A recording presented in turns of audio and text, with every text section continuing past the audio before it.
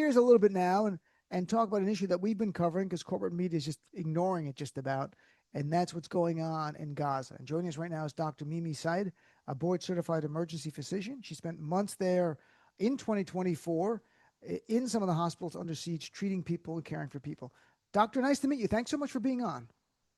Hi, thanks for having me. Sure. So you tell people when you first went there. So my first medical mission there was August 2024. I stayed there for a month. I came back in mid September. I was at Nasser Hospital in Khan Yunis, and then I went back in December and stayed the entire month in Deir al-Balah and Nasser Hospital. I was there at both places. And when you first went there, what were your observations? What can you share for people to get a sense of what was on the ground? I know it's almost a year ago. I guess December would be more about 9 months ago, but it's changed in that time. But what did you see? Yeah, absolutely. I mean, in August, I thought to myself that what I'm seeing here couldn't possibly get worse. I thought there's only a couple months left. I'm not going to have to come back. This is it. But when I went back home, I kept seeing that it just kept getting worse. And what I was seeing in August was something unusual, which is children, pediatric trauma. So children with devastating injuries. I'm talking about just injuries that is just not natural to see in any circumstance, but the volume, the frequency with which we saw it multiple times a day, dozens and dozens each time. We had up to 100 cases in one mass casualty incidents one day, but that happened every day, and I was there for a month. I saw, specific injuries that are unlikely and unusual to see anywhere, which is gunshot wounds in children, single shots to the head, to the neck, to the chest. I have so many cases that I had documented of small children under the age of 12. And I learned later, that I wasn't the only one that saw this. Many of my colleagues who have gone to Gaza, almost all of them have seen this. And when you say gunshot wounds to the heads of children, were you able to tell from the injury or the trajectory of it if it was, ricochets? Was it direct targeting of children? In any sense, who was doing that? So we would routinely ask, what happened when family members or anyone brought them in, and witnesses brought them in, and many times, I mean, every time I had them, it was a sniper or a quadcopter. They would say quadcopter. But these injuries were isolated injuries. That's what's important to know about this is, we as emergency physicians in trauma, it's our practice to scan the body, the entire body, to make sure that there are no other injuries. And we would, expose the body, make sure and they would always come in with single shots, either entry and exit wounds. I have 3 cases of CT scans of children with retained bullets in their head, necks, or abdomen. But most of these children would arrive dead. I've worked and trained in Chicago. That's where I'm from. So gunshot wounds are not foreign to me. I can recognize them along with a lot of the physicians that I went to Gaza that were there. We're all trained with all of these injuries, so they're not foreign to us. But to see children with these injuries, young children, is very unusual. And when you say their family said the child was shot via helicopter, the only ones with helicopters is Israeli military. There's no Hamas helicopters. Correct. I mean, these are they call them quadcopters or helicopters. I mean, they're in the area. There are snipers when there was ground invasion. One particular child, I had an 8-year-old in Al-Aqsa, and he was shot by someone on a tank. So there are multiple ways that these patients are shot, but it's kind of illogical to assume that these are crossfire. And it's highly unlikely, especially given the fact that they're all coming in with a specific type of wound. So a single shot to the head is not something that you would coincidentally see over and over again. And there were patterns of these injuries. It's almost like someone's doing target practice. So there was a day at Nasser Hospital when we had children and young adults in both of the trauma bays filled with just single shots to the head. They were all palliative care. We were waiting for all of them to die, and they all came in the same day around the same time. So that doesn't happen by accident. That doesn't happen in crossfire or just collateral damage. And Was there I should add that there is IDF soldiers that admit to targeting children. There's video footage of snipers shooting children, and people that have come forward and admitted this. any sense of why they would shoot the children? Because they can. That's the only logical conclusion I can come to. I've seen interviews of soldiers who have think it's it's a game, it's a safari, we've seen footage just recently at the aid sites of them yelling and screaming and celebrating after they shot a child or a person in the head. So this is not new, and this has actually been going on before October 7th. We've also seen this quite often in the West Bank as well. I'm chatting with Dr. Mimi Syed, board certified emergency physician. I saw you were on Democracy Now! And you talked about the contamination of the water is very high. Can you share what's going on, what water supply, and a sense of what caused this? Yeah, so that was back in December. That was the first Democracy Now! Interview that I had done. I recently did another one after I got denied entry in August. But at that time in December, when I had gone back, I got an opportunity to take a closer look at the water supply and children. I mean, I had recorded children just filling up these canisters of dirty water that was literally coming up from the ground, water that's high content of sodium, of salt. And also, no filtration to that water because the supplies to clean that water is blocked by the Israeli government from entering. I spoke to the person that's responsible in the hospital that's, in charge of kind of cleaning the water, and they said they had no supplies. There was no membranes, there was no chlorine, and so as a result, every child that came in had diarrhea, just chronic diarrhea. And some of these children that would come in would succumb to just diarrhea because they had it so frequently and they were going back to these camps and drinking this water. They would die from kidney failure, or they would die from hemorrhagic shock because they had so much diarrhea, something that's completely preventable and easy to fix. But the fuel was also blocked and is still blocked. All of these things are continuing to be blocked. So, I mean, when the idea of blocking a fuel and blocking what could be for treatment of water to make it drinkable in a way that's healthy, when that's done by the Netanyahu regime, I assume it's part of a military strategy or some kind of strategy here to inflict suffering, to make it unlivable. Do you have Well, any sense about what it could be? it's the same reason why you would block baby formula from entering and why you would block food from entering for over 6 months. It is the weaponization of basic human essential needs, which should never happen. That is the definition of a war crime. These are things that are completely unnecessary. Blocking doctors like myself who can provide life-saving care, medical relief to an already completely devastated healthcare system. I was speaking about my denial in August. August Mm-hmm. 21st, I was supposed to enter for my third medical mission. And the day before, so just 12 hours before, I was in Jordan, in Amman, and I was told that I am denied entry without any reason given. I was carrying with me not only my skills, but plasma exchange filters, baby formula, medications, things that could have saved lives. And I am left to speculate as to the reasoning. It's another part of destroying the healthcare system. It's usually done before a strike, a major event is about to take place, which did. A couple days later, Nasser was hit with a double tap strike, but also to limit the exposure of what's happening in Gaza. As the as healthcare providers, we are one of very few that are allowed in to see what's happening because journalists are not allowed in, and the ones that are there are targeted and killed. We've seen that over and over again for the past 2 years. So when we come out, we try to show the world what's happening. And I myself have come back and been extremely vocal. I have shown pictures and videos. I have talked to the UN Secretary General, Congress people, and I think that that's a strategy to keep us out. And are you the only doctor? Have you heard about other doctors being denied entry as well who wanted to volunteer their time? There have been over 100 denials in the past few months. It has increased significantly. WHO reported that these are arbitrary denials. They're never given a reason.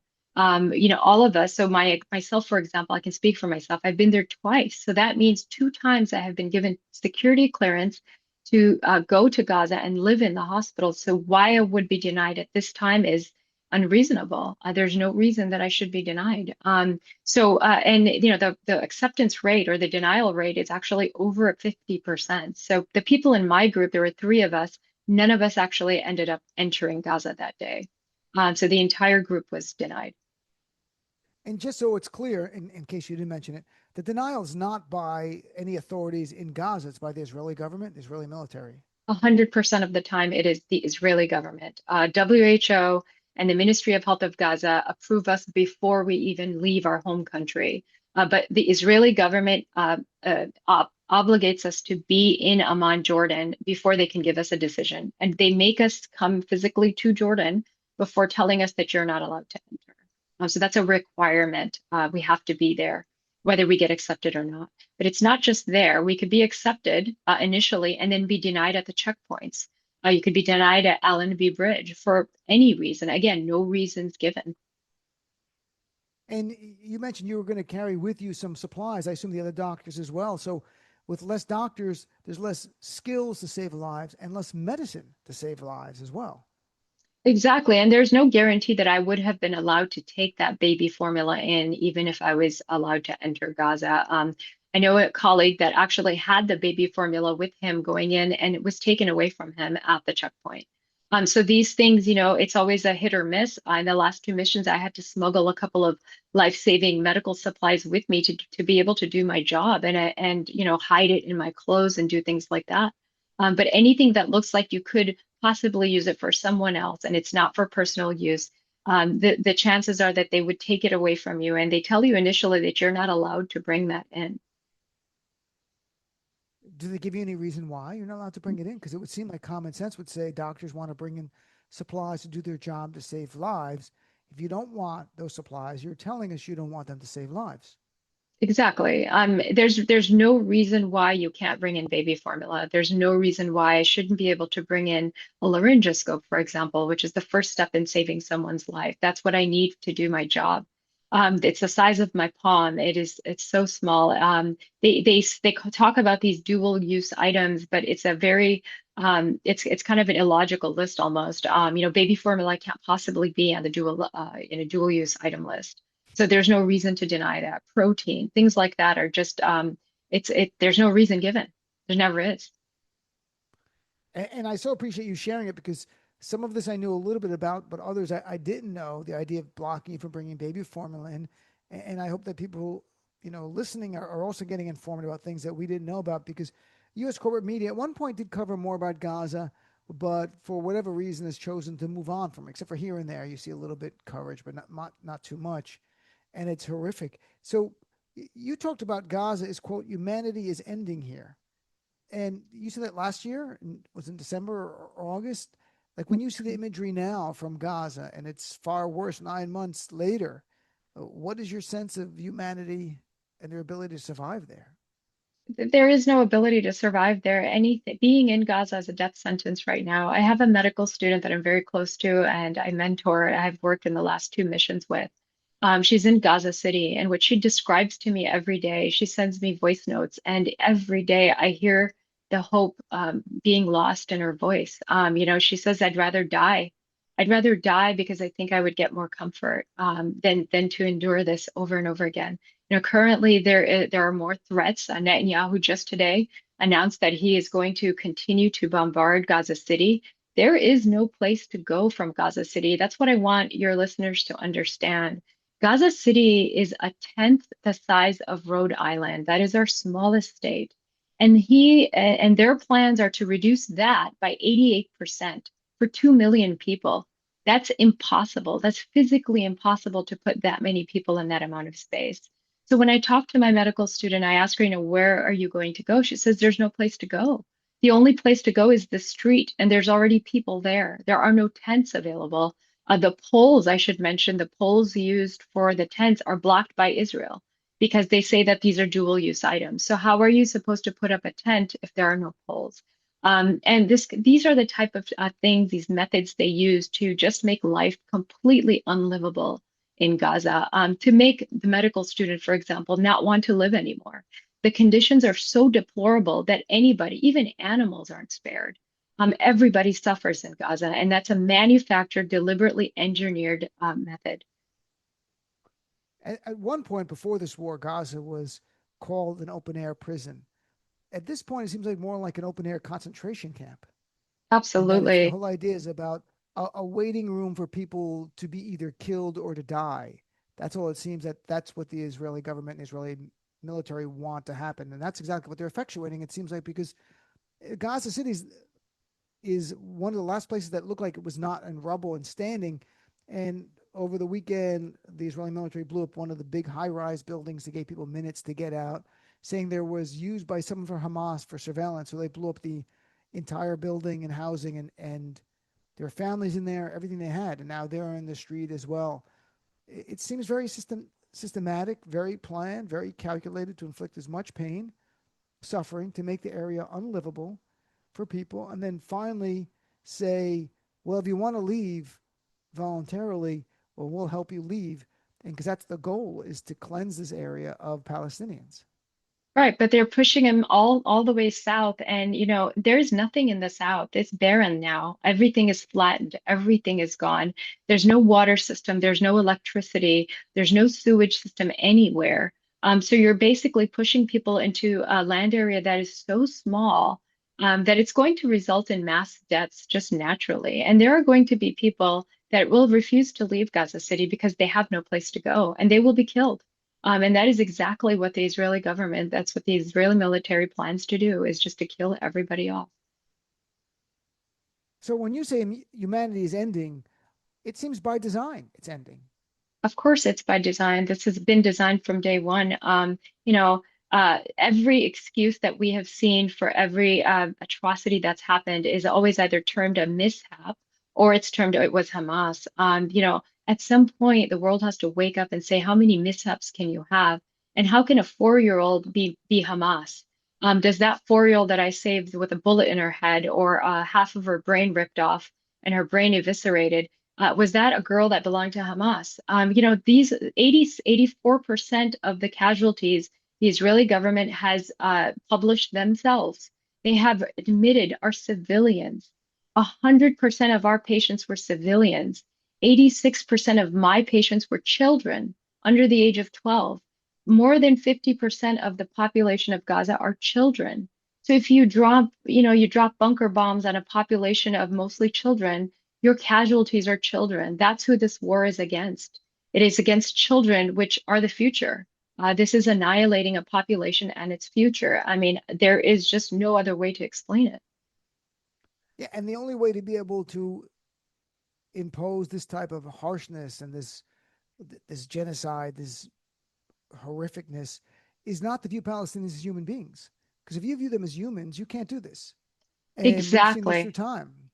Absolutely. I was just listening to an interview by Irene Weiss, a Holocaust survivor, and she was saying, when people, this is a great example, Israel gets permission from the higher ups, it has complete carte blanche to do whatever it pleases, and that is to dehumanize.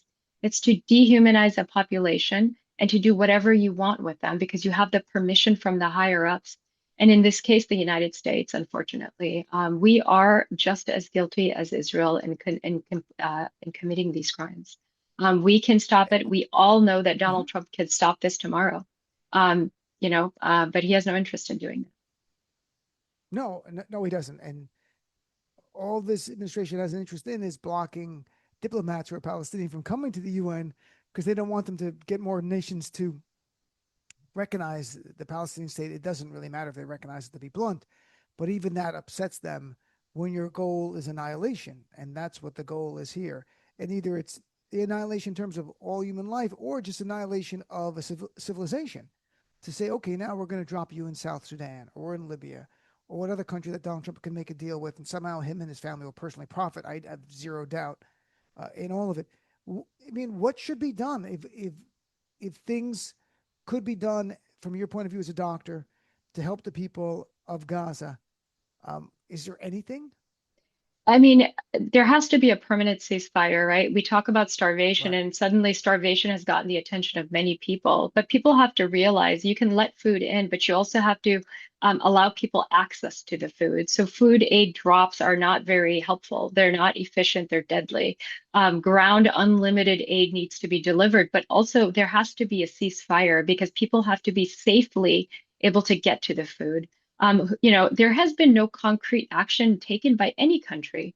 There's statements that are made. People condemn the actions of Israel, but no one ever really does anything. And recently I did an interview and I called out the Arab nations. The Arab nations have so much wealth.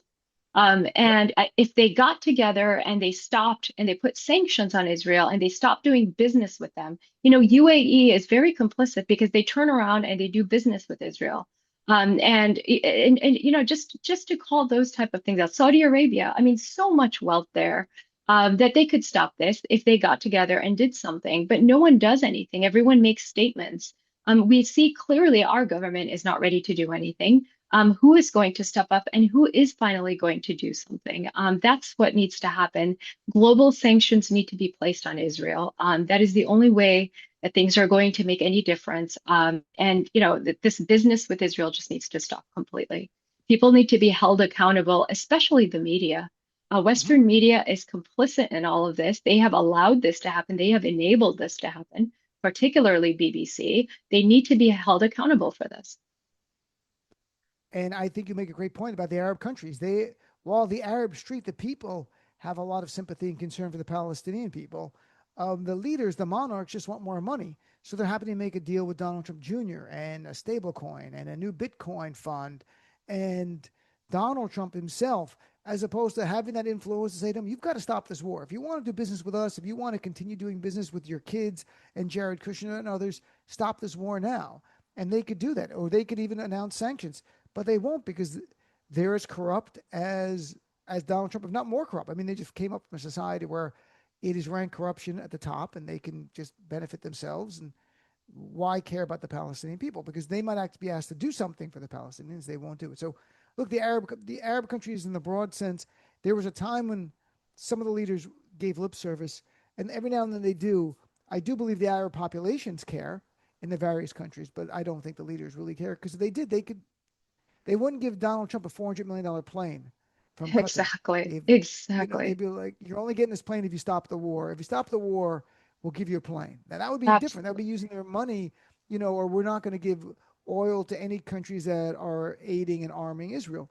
There's ways to do it, but they're not going to do it. So, Doctor, people want to find out more information about any charities or organizations to donate to. Is there anyone you feel comfortable sharing that Yeah, people could try?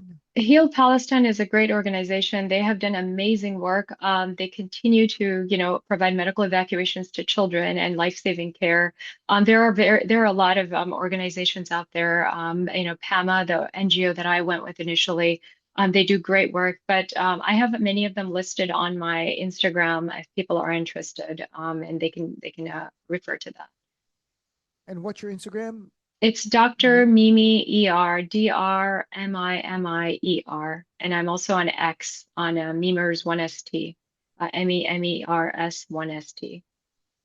Yeah, Heal Palestine is Steve Sosaby, his Yes. organization. I used to know him, Steve. I know Steve. I haven't talked to him in years, but when he ran the Palestinian Children's Relief Fund, I did a lot of volunteer work and MC events and do things in the past for them and organize fundraisers here in New York for them in the past. And then he started Heal, and now the children they want to bring in for medical care are being blocked because Yeah.